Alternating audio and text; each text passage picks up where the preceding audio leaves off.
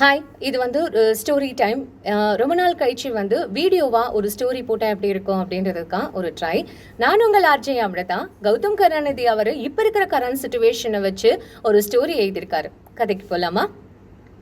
அம்மா, 8ஆம் வகுப்பில் படிக்கும் ஆர்த்தி பயமாய் அழைத்தாள்.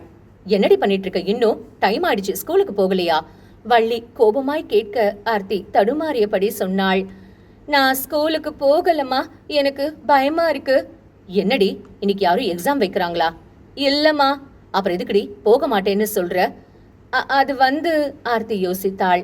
இங்க நடந்ததை எங்க போய் சொன்னாலும் உன்னோட அம்மா செத்து போயிடுவா, நான் அவளை கொன்னுடுவேன். பரவாயில்லையா? வகுப்பாசிரியர் வரதராஜ் மிரட்டியது ஞாபகத்திற்கு வர அடி வயிற்றில் வலியுடன் தலையாட்டியது அவள் ஞாபகத்திற்கு வந்தது. எனக்கு என்னோட அம்மா வேணும். அவ என்னோட அம்மாவை எதுவும் செய்யக்கூடாது. நான் யார்கிட்டையும் எதுவும் சொல்ல மாட்டேன். தனக்குள் யோசித்தவள் புத்தக பையை தூக்கி கொண்டு நடக்க ஆரம்பித்தாள். பள்ளியை நெருங்க நெருங்க பயம் அதிகரித்தது. பள்ளியை அடைந்ததும் திகைத்தாள். ஒரே கூட்டமாக இருந்தது. தன் வகுப்பு தோழி சுகந்தி நின்றிருக்க அவளிடம் கேட்டாள்.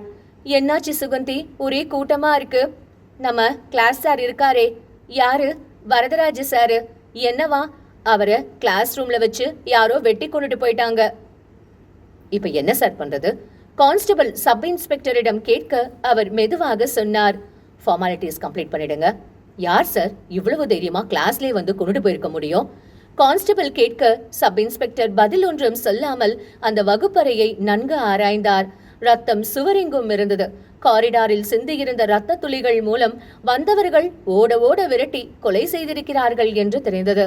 வெளியே வந்த சப் இன்ஸ்பெக்டர் நின்று கொண்டிருந்த குழந்தைகளை பார்த்தார். அவர்கள் முகங்களில் தெரிந்த நிம்மதியை பார்த்தவர் கான்ஸ்டபிளிடம் திரும்பினார். போலாமா?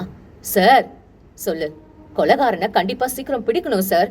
சொன்ன கான்ஸ்டபிளை பார்த்து சிரித்த சப் இன்ஸ்பெக்டரை புரியாமல் பார்த்தார் கான்ஸ்டபிள். சார், ஏன் சிரிக்கிறேன்னு பாக்குறியா?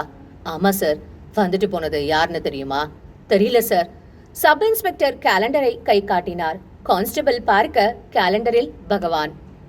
இது த பகவான் ரிட்டர்ன்ஸோட டீசர்.